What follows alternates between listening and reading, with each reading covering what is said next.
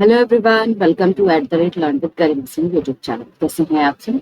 I hope आप लोग अच्छे होंगे और एसएससी एग्जाम्स की प्रिपरेशन आप लोगों की बहुत जोर शोर से चल भी रही होगी। तो मैं यहाँ पर आपसे बात करने आई हूँ रिगार्डिंग एसएससी फेज 13 2025 एग्जामिनेशंस। तो आप सभी को पता भी होगा कि 2 जून को आपकी ऑफिशियल नोटिफिकेशन आई थी रिगार्डिंग एसएससी फेज 13 2025। तो टोटल इस बार जो वैकेंसीज आई है फेज 13 की वो कितनी आई है? तो टोटल वैकेंसी है इस बार का 2423 वैकेंसीज। तो काफी अच्छे अमाउंट में इस बार की वैकेंसीज आई है।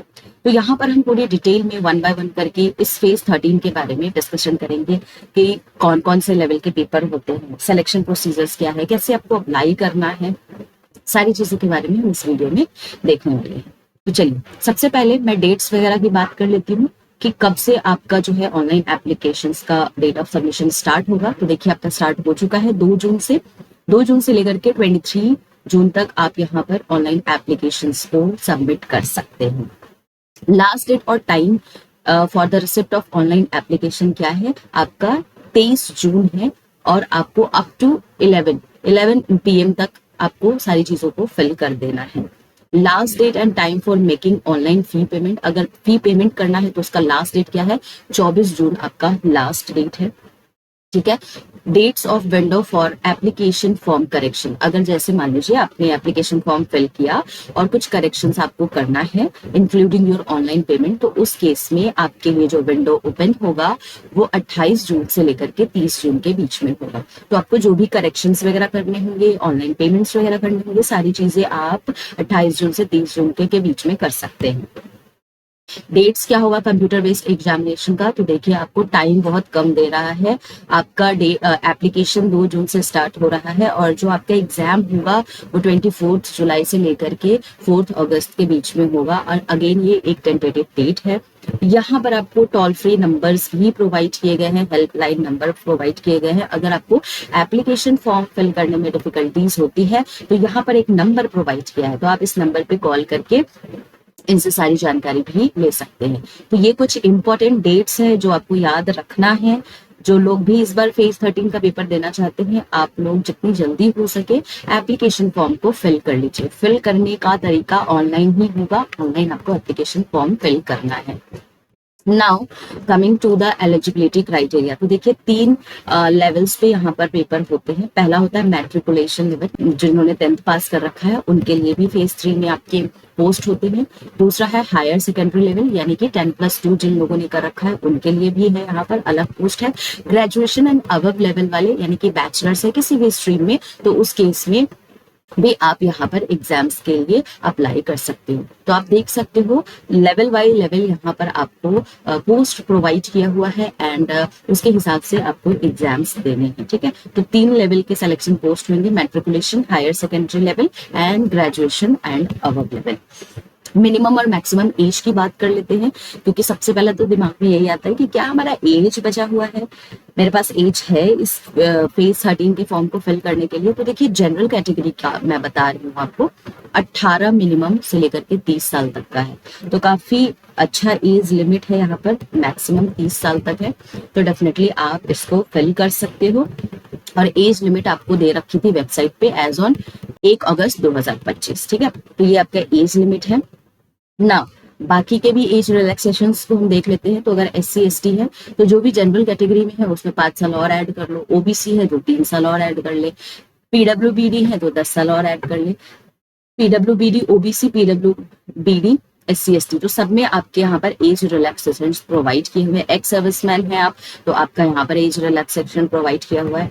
तो आप एक बार देख सकते हैं कि आप कौन सी कैटेगरी में आते हो, उसके हिसाब से आपके पास अच्छा खासा एज लिमिट है। यहाँ पर आप आराम से इस फॉर्म को फिल कर सकते हैं। काफी लार्ज अमाउंट में इस बार की वैकेंसीज आई है, तो डेफिनेटली आप लोग इस चांस को स्किप मत करिएगा। चलिए अब यहाँ पर एप्लीकेशन फीस वगैरह की बात कर लेते हैं, कैसे फीस वगैरह लगने वाला है। तो देखिए यहाँ पर जो फीस लगने वाला है ना, 100 रुपये लगने वाले हैं। तो क्या पूरा जितना भी फॉर्म आया है, जितने भी पोस्ट है, सबके लिए 100 रुपये ही लगेंगे एक बार में ही? जैसे आप SSC वगैरह के एग्जाम्स का फॉर्म फिल करते हो तो सारे पोस्ट के लिए आपको एक ही बार पेमेंट करना होता है, राइट, 100 रुपये।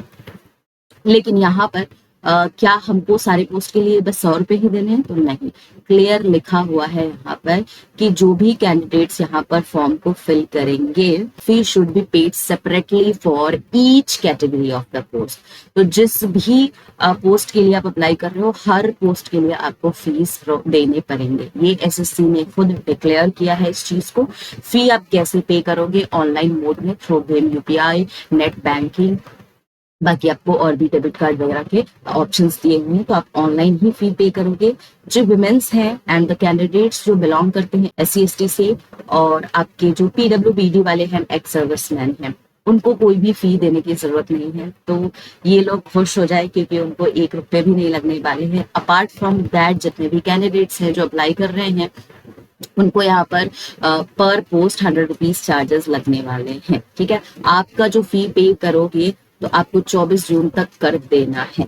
एक बार अगर आपने फीस को पे कर दिया है तो it shall not be refunded under any circumstances. बड़े ध्यान से आप लोग पोस्ट को भरिएगा, ठीक है, nor will it be adjusted against any other examination और सिलेक्शन।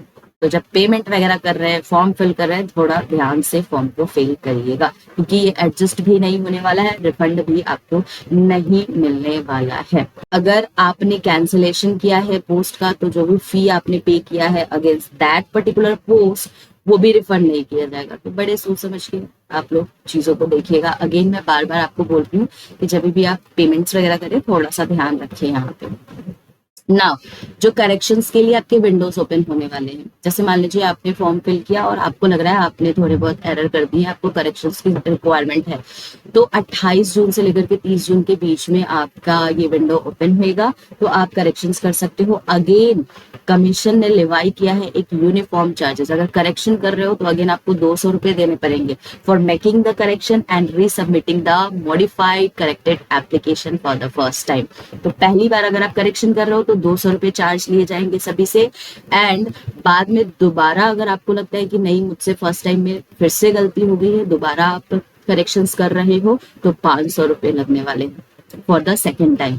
तो थोड़ा सा फॉर्म फिल करते वक्त टेक योर टाइम गाइस, आराम से अपने फॉर्म को फिल करें, डॉक्यूमेंट्स को अच्छे से देखें, एंड अगर कोई दिक्कत आ रही है तो आपके पास हेल्पलाइन नंबर है, आप हेल्पलाइन नंबर पे कॉल करके एक बार सारी डिटेल्स ले लें, तभी आप अच्छे से फॉर्म को फिल कीजिएगा। ठीक है, हाउ टू अप्लाई, कैसे अप्लाई कर सकते हैं, तो ये चीज तो पहले ही मैंने क्लियर कर दिया है आपको कि आप जब अप्लाई करोगे तो each category of the post separately. अब ऐसा नहीं होगा कि एक ही बार में आपने 10 पोस्ट को सेलेक्ट किया और उसके बाद आपको टोटल सम आ जाएगा फीस का और आपको पेमेंट करना है। नहीं, हर एक पोस्ट के लिए सेपरेटली आपको फॉर्म फिल करना है। एक पोस्ट के लिए फॉर्म फिल किया, पेमेंट किया, देन आप अगेन दूसरे पोस्ट के लिए करोगे, देन उसका पेमेंट करोगे। तो सेपरेटली आपको each category of the post के लिए फॉर्म को फिल करना पड़ेगा। एप्लीकेशंस आप सबमिट करोगे ऑनलाइन मोड में, या तो आप एसएससी के वेबसाइट पे, जो आपको यहाँ पर वेबसाइट प्रोवाइड किया है, इस पे करोगे, या एसएससी का माई SSC मोबाइल ऐप है, उसको आप गूगल के प्ले स्टोर से जाकर के डाउनलोड कर लो, आप वहां से भी फिल कर सकते हो। लास्ट डेट सबमिशन का 23 जून है। आपको कैंडिडेट्स को ये एडवाइस किया जा रहा है कि आप जितनी जल्दी हो सके उतनी जल्दी एप्लीकेशन फॉर्म को सबमिट कर दीजिएगा। लास्ट डेट का बिल्कुल भी यहाँ पर वेट मत कीजिएगा। आपको भी पता है लास्ट डेट में क्या होता है, कभी कभी आपको टेक्निकल इशू, सर्वर एरर्स देखने को मिलता है, तो बेहतर है कि आप पहले ही फॉर्म को अच्छी तरीके से फिल कर लें। नाउ एग्जामिनेशंस की बात करते हैं, तो there will be 3 separate computer based examinations of objective type multiple choice questions. ठीक है, for the post with minimum education qualifications of matriculation level, higher secondary level and graduation level. तो again जो आपका CBE होने वाला है, computer based examinations, तो of course आप अगर 10th क्वालिफाइड हो, 10th तक पढ़ा हुआ है, तो उसका लेवल अलग होगा, 12th वालों का लेवल अलग होगा, ग्रेजुएट लेवल वालों का अलग होगा। तो उसके हिसाब से ही आपके सेपरेट यहाँ पर एग्जाम्स होंगे। मल्टीपल चॉइस क्वेश्चंस हैं आपके, तो सब्जेक्ट्स कौन कौन से आ रहे हैं और टोटल ड्यूरेशन क्या है, तो आप देख सकते हैं 4 सब्जेक्ट आपके आएंगे। जनरल इंटेलिजेंस है, जनरल अवेयरनेस है, क्वांटिटेटिव एप्टीट्यूड है, एंड इंग्लिश नॉलेज है। अगेन यहाँ पर बेसिक नॉलेज मांगा है। नंबर ऑफ क्वेश्चंस आपको चारों में 25-25-25 के हैं, और मैक्सिमम मार्क्स चारों के 50-50-50 है, यानी पर क्वेश्चन आपके 2 मार्क्स के हैं। टाइम कितना दिया जा रहा है, 60 मिनट्स का टाइम। ठीक है। यहाँ पर आपको नेगेटिव मार्किंग भी देखने को मिलेगा। तो अगर आप रॉन्ग करते हो क्वेश्चंस तो ईच रॉन्ग क्वेश्चन पे आपको 0.50 मार्क्स का नेगेटिव मार्किंग है।